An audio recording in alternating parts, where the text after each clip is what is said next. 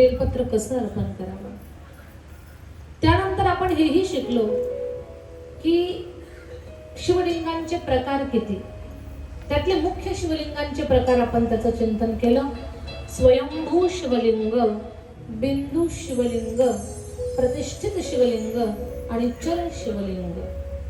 शिवलिंग के मुख्यतः 4 प्रकार है. पहला है स्वयंभू शिवलिंग, जो धरती से खुद ही उभर आता है, स्वयं प्रकट होता है, उसे स्वयंभू शिवलिंग कहते हैं. स्वयंभू शिवलिंग के पूजन से हमें ज्ञान की प्राप्ति होती है. दूसरा है बिंदु शिवलिंग, जैसे कि हम अपने हाथों से भगवान शिव का अगर चित्र बनाते हैं या सोने में जो प्रणव मंत्र है, ओम है, वो ओम बनाकर गले में पहनते हैं, उसे भी बिंदु शिवलिंग कहते हैं. बिंदु शिवलिंग के पूजन से बीमारी और क्लेश निर्माण नहीं होता. तीसरा है प्रतिष्ठित शिवलिंग. मंत्रों द्वारा शिवलिंग में प्राण डाले जाते हैं, उसे प्रतिष्ठित शिवलिंग कहते हैं. प्रतिष्ठित शिवलिंग के पूजन से आयु, विद्या, यश और बल, ये 4 चीजें प्राप्त होती हैं. धन की प्राप्ति होती है. और जो चल शिवलिंग है, चल शिवलिंग के पूजन से हम निर्भय बनते हैं. ये मुख्यतः 4 प्रकार हैं. उसके बाद सुवर्ण शिवलिंग, रजत शिवलिंग, बाणेश्वर शिवलिंग, पार्थिव शिवलिंग की जो मिट्टी का शिवलिंग है, पानी का शिवलिंग होता है, रत्नों का शिवलिंग होता है. ऐसे बहुत सारे प्रकार, उसका भी चिंतन हमने कल किया, कल की कथा में. और आज भगवान शिव की इस सुंदर गाथा में हम आगे चलने वाले हैं. भगवान भोलेनाथ के 5 मुखों से जगत कल्याण हेतु 5 मंत्र निकले हैं. भगवान शिव जी के 5 मुखों का जो स्वरूप है वो बहुत ही सुंदर है.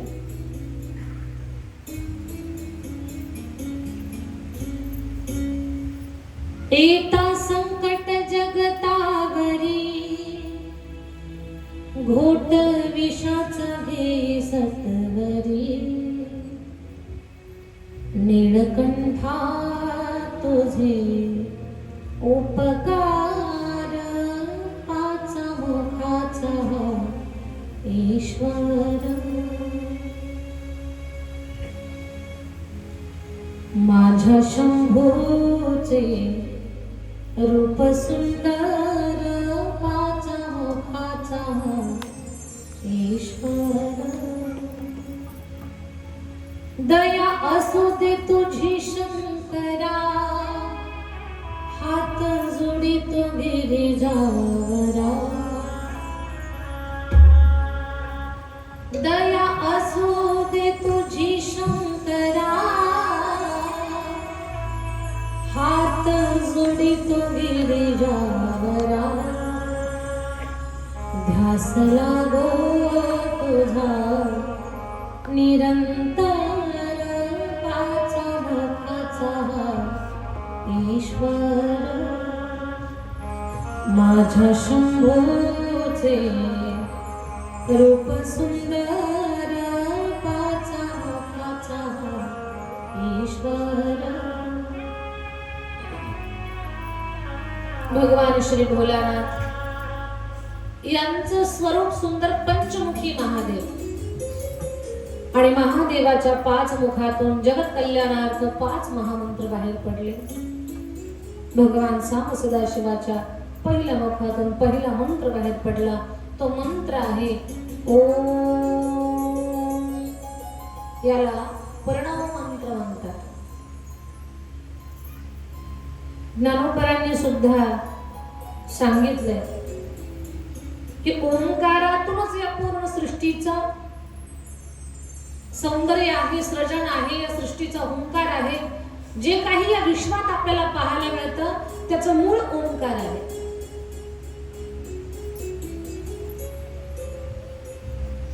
आणि भगवान महादेवाच्या पहिल्या मुखातून जगत कल्याणासाठी पहिला प्रणव मंत्र बाहेर पडला तो आहे ओम.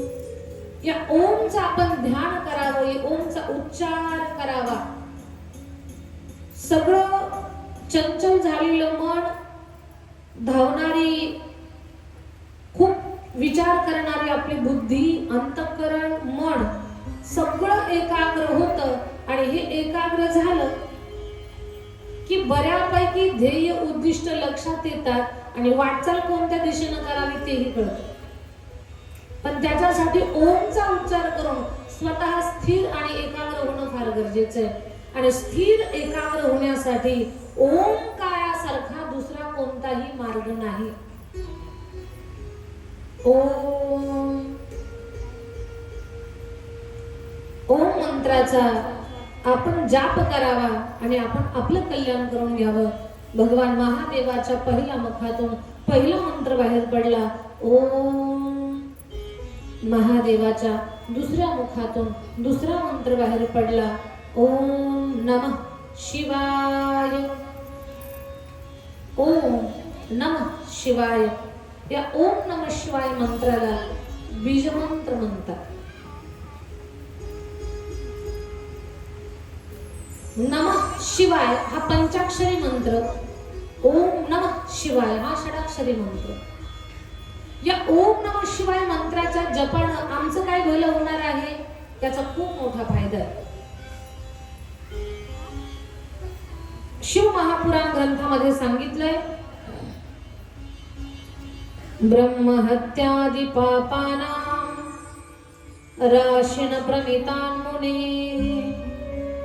शिवनाम धृतं प्रोक्तं नाशयत्याखिलान् रे. ओम नमः शिवाय या मंत्राच्या जपानं ब्रह्महत्येसारख्या पापातून आपली मुक्तता होईल. एवढं सामर्थ्य या मंत्राचं आहे. आणि शिव महापुराण मधला हा जो मंत्र आहे, हा जो श्लोक आहे, हा श्लोक स्वतः सांगतोय ब्रह्महत्यादि पापानां राशीन प्रमितान् मुने शिवनाम धृतं प्रोक्तं नाशयत्याखिलान् रे. ब्रह्महत्येसारख्या पातकातून आपली मुक्तता होईल म्हणून ओम नमः शिवाय, हरी ओम हे भगवान सांग सदाशिवाच्या मुखातून बाहेर पडलेले जे मंत्र आहेत त्या मंत्रांचा आपण प्रयत्न केला पाहिजे उच्चार करण्याचा. ठरवून दिवसभरात 11 वेळा, 21 वेळा, 51 वेळा, 108 वेळा ओम नमः शिवाय, ओम नमः शिवाय हा मंत्र जाप करावा. आता शिव महापुराणमध्ये तर मी असं वाचलंय, पुरुषांनी, विद्वान लोकांनी, महात्मा मंडळींनी, साधू पुरुषांनी ओम नमः शिवाय असा मंत्र जाप करावा आणि स्त्रियांनी शिवाय नमः असा जाप करावा. पण खूप काही अवघड किचकट सांगत गेलो ना, मग आपण म्हणतो बापरे बाप आपलं शास्त्र एवढं अवघड आहे, तर त्याच्यापेक्षा या भानगडीतच न पडलेलं बरं. त्याच्यासाठी याच्याही पुढे सांगते, तुम्ही शिवाय नमः म्हणा किंवा नमः शिवाय म्हणा किंवा ओम नमः शिवाय म्हणा किंवा श्री शिवाय नमस्तुभ्यं म्हणा, तुम्हाला जे म्हणता येईल ते म्हणा, पण भगवंताचं नाम घ्या. तुम्ही देवाचा नामोच्चार करण्याचा प्रयत्न करा आणि परमेश्वराचं नामचिंतन करण्यामध्ये आपलंच कल्याण आहे, आपलंच भलं आहे. कोणी म्हणतात ताई खूप सांगताय तुम्ही ओम नमः शिवाय म्हणा, नमः शिवाय म्हणा, श्री शिवाय नमस्तुभ्यं म्हणा, पण एवढं सगळं म्हणायला वेळ कुठे आम्हाला? कांदेव नाही का? देवाचं नाम घ्यायला, मंत्र जाप करायला तुम्ही वेळ काढा असं म्हणलंच कोण तुम्हाला? वेळ काढून तुम्ही नामस्मरण करा असं कोणीही तुम्हाला बोललेलं नाहीये. आपली संत परंपरा तर सांगते, कामामध्ये काम काही म्हणा राम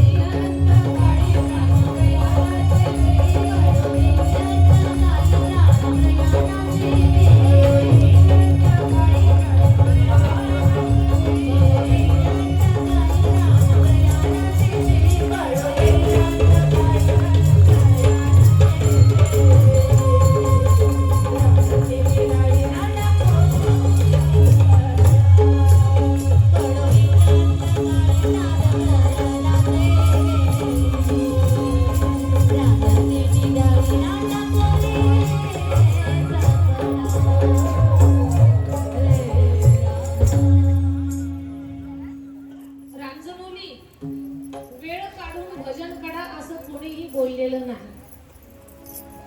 सगळ्या संतांचा एकच अट्टहास, एकच आग्रह आहे, बाबांनो तुम्ही तुमचं काम करता करता भजन करा. कामामध्ये काम, काही म्हणा राम राम, जाईल भवश्रम, सुख होईल दुःखाचे, पण तुम्ही नामस्मरण करा. सोपे सोपे मंत्र आहेत हे, फक्त आपण करणं गरजेचं आहे. काही म्हणतात वेळ नाही, वेळ कसा आहे ते सांगतो तुम्हाला. घरात आपण हाताला काम करतोय, तोंडाला काही काम आहे का? तोंडाला भगवंताचं नाम घ्या आणि काम करता करता देवाचं नाव घेण्याचा फायदा सांगतो तुम्हाला. अगर हम नहाते समय भगवान का नाम जाप करते हैं, बहुत अच्छे से सुन लो, अगर हम नहाते समय भगवान का नाम जाप करते हैं तो हमारा नहाना केवल नहाना नहीं, वह तीर्थ स्नान बनता है. हम भोजन बनाते समय भगवान का नाम जाप करते हैं तो हमारा भोजन केवल भोजन नहीं, वह प्रसाद बनता है. हम खाना खाते समय भगवान का नाम जाप करते हैं तो हमारा खाना केवल खाना नहीं, वह यज्ञ बनता है. हम चलते समय भगवान का नाम जाप करते हैं तो हमारा चलना केवल चलना नहीं, वह तीर्थ यात्रा बनता है. अगर हम सोते समय भगवान का नाम जाप करते हैं तो हमारा सोना केवल सोना नहीं, वह योग निद्रा बनती है. और हम हमारे घर में अगर भगवान का नाम जाप करते हैं तो हमारा घर केवल घर नहीं, वह मंदिर बन जाता है. म्हणून आपण जे काही काम करतो ना, ते काम करता करता भगवंताचं भजन करावं. सोपे मंत्र आहेत हे. ओम नमः शिवाय. महादेवाच्या दुसऱ्या मुखातून जगत कल्याणासाठी बाहेर पडलेला दुसरा महामंत्र ओम नमः शिवाय, याला बीजमंत्र म्हणतात. बीजमंत्र म्हणतात. महादेवाच्या तिसऱ्या मुखातून तिसरा मंत्र बाहेर पडला.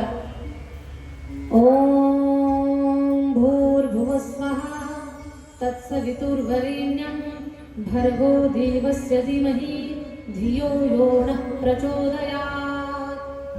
हा गायत्री मंत्र आहे. लहान लेकरांनी स्नान झाल्यानंतर 21 वेळा जर हा मंत्र गायला तर लेकर अतिशय बुद्धिमान होतात. रोज 21 वेळा हा फक्त मंत्र म्हणू दे, लेकरांची बुद्धी तेजस्वी होते. पक्ष पंधरवड्यामध्ये गायीच्या शेणाची बनवलेली गोवरी, त्या गोवरीचा विस्तव आणि त्या विस्तवामध्ये नागिनीच्या पानानं 7 थेंब तूप टाकावं आणि 7 वेळा हा गायत्री मंत्र म्हणावा. पितरांना आपण दिलेला भोग प्राप्त तर होतो, पण या मंत्राचं उच्चारण पितृदोष कमी होतो. पण गायीच्या शेणाची गोवरी, त्याचा बनवलेला विस्तव, पक्ष पंधरवड्यामध्ये नागिनीच्या पानानं आपण त्याच्यावरती तुपाची धार सोडावी, 7 वेळा आहुती द्यावी आणि म्हणावं ओम भूर्भुवः स्वः तत्सवितुर्वरेण्यं भर्गो देवस्य धीमहि धियो यो नः प्रचोदयात्. हा महादेवाच्या मुखातून बाहेर पडलेला तिसरा महामंत्र. महादेवाच्या चौथ्या मुखातून चौथा मंत्र बाहेर पडला. तो मंत्र आहे महामृत्युंजय मंत्र. हा महामृत्युंजय मंत्र अकाली मृत्यूच्या भयापासून माणसाला वाचवतो. आपल्या घरात या अगोदर कोणी अकाली गेलं असेल, 1.25 लाख वेळा घरामध्ये हा मंत्र गायन करा. आणि ज्या व्यक्तीला अकाली मृत्यूचं भय आहे, वारंवार आजारी पडणं असेल किंवा सारखी मनामध्ये भीती असणं असेल, अशा लोकांनी 1.25 लाख वेळा या मंत्राचा जर जाप केला तर माझे भगवान सांब सदाशिव त्या भक्ताला सांगतात, लेकरा काळजी करू नको, 1.25 लाख वेळा तू माझं मंत्र गायन केलंस, आता तुला निर्भय ठेवण्यासाठी मी स्वतः महाकाल स्वरूपामध्ये तुझ्या सोबत राहतो. मी काळाचा काळ आहे, मी महाकाल आहे आणि माझा तू महामंत्र गायला. ओम त्र्यंबकं यजामहे सुगंधिं पुष्टिवर्धनम् उर्वारुकमिव बंधनात् मृत्योर्मोक्षीयमामृतात्. आणि असंही पहा, ज्या लोकांच्या पाठीमागे सारखा दवाखाना आहे की नाही, सारखं हॉस्पिटल, तुम्ही त्यांच्या ट्रीटमेंट सोबत त्यांच्याकडनं हा मंत्र जाप सारखा जास्तीत जास्त कसा होईल याच्यासाठी आपण काहीतरी प्रयत्न करा. हा 1.25 लाख वेळा जर मंत्र गायला, ओम त्र्यंबकं यजामहे सुगंधिं पुष्टिवर्धनम् उर्वारुकमिव बंधनात् मृत्योर्मुक्षीयमामृतात्, हा मंत्र 1.25 लाख वेळा गायला सांगा. या व्यासपीठावर बसून सांगते मी माझ्या ताई दादांना, तुम्हाला भीतीतून बाहेर काढण्याचं काम आणि अकाल मृत्यूचं भय त्यापासून तुम्हाला वाचवण्याचं काम माझे भगवान महादेव करते. तर 1.25 लाख वेळा संकल्प करून हा मंत्र तुम्ही गायन करा. मंत्रांची खूप मोठी ताकद आहे, खूप मोठं सामर्थ्य आहे मंत्रांचं. महादेवाच्या 4थ्या मुखातून 4था मंत्र बाहेर पडला, त्याला महामृत्युंजय मंत्र म्हणतात. या मंत्रानं अकाली मृत्यूवर विजय प्राप्त होतो. अकाली मृत्यूवरती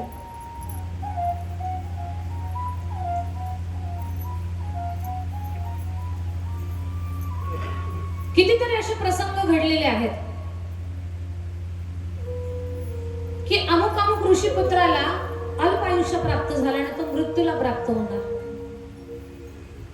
त्या ऋषीपुत्रांना या मंत्राचा जाप करावा आणि भगवान महादेवानं त्यांना अमर होण्याचं वरदान द्यावं. आपण साधारण जीव आहोत. त्या ऋषीमुनी सारखी तर घोर तपश्चर्या तेवढं कठीण तर आपण मंत्र जापाचं व्रत करू शकत नाही, पण जे आपल्याकडनं होईल 1.25 लाख वेळा नामजप, त्याचा प्रभाव असा होईल की अकाली मृत्यूचं भय आपल्याला राहणार नाही. आता महादेवाच्या 5व्या मुखातून 5वा महामंत्र बाहेर पडला. तो मंत्र आहे चिंतामणी मंत्र. पहिला मंत्र आहे प्रणव मंत्र, दुसरा आहे बीजमंत्र, तिसरा आहे गायत्री मंत्र, चौथा आहे महामृत्युंजय मंत्र आणि 5वा मंत्र आहे त्याला चिंतामणी मंत्र म्हणतात. चिंतामणी मंत्र, तो मंत्र तुम्हाला ऐकायचा फार सोपा आहे. आणि चिंतामणी मंत्राचं चिंतन केल्यावर माणसाला चिंताच राहत नाही. त्या मंत्राचंच नाव आहे चिंतामणी.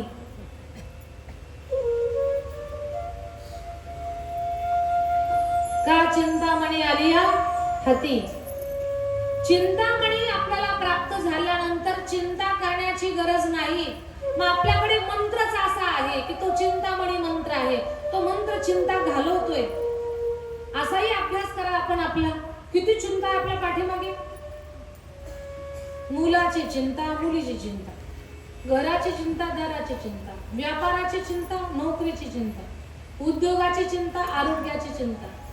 बायको प्रत्येक क्षणाला साड्या आणि दागिने मागते त्याची चिंता. मुलीला मनासारखं स्थळ मिळालं त्याची चिंता. मुलाचं कुठं जुळणार त्याची चिंता. ज्या बाईच्या हाताखाली एक सुद्धा सून नाही त्या बिचारीला चिंता आहे माझ्या हाताखाली सून कधी येईल. जिच्या हाताखाली 4-4 सून आहे तिला सुद्धा चिंता या माहेरी कधी जाते. सगळ्यांच्याच मागे चिंता आहे.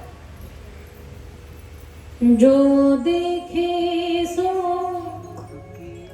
दुखिया बाबा सुखिया कोई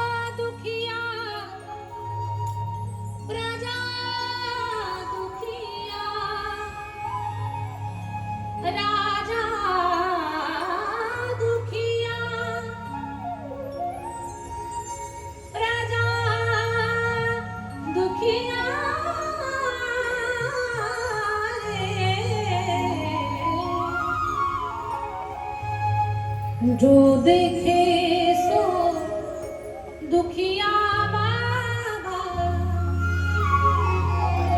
सुखिया कोई नहीं रे।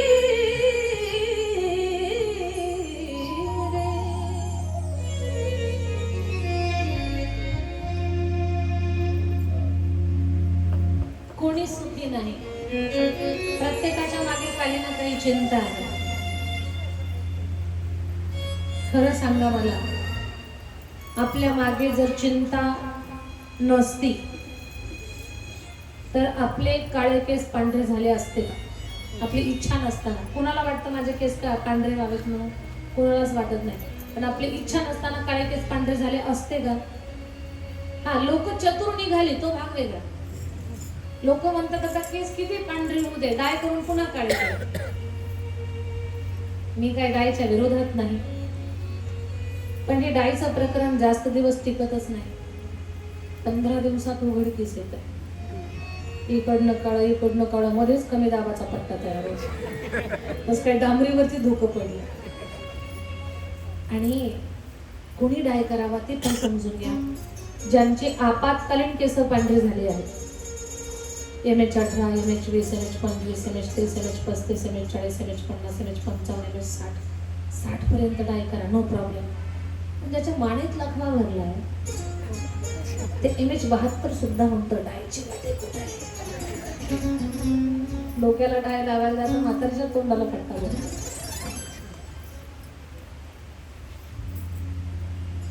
काळे केस आपले पांढरे व्हावेत कुणालाच वाटत नाही. आपल्या मागे चिंता आहे हे त्याचं लक्षण आहे. आपल्या मागे चिंता आहे त्याचा दुसरा पुरावा. इच्छा नसताना 3232 आपल्याला सोडून जातात.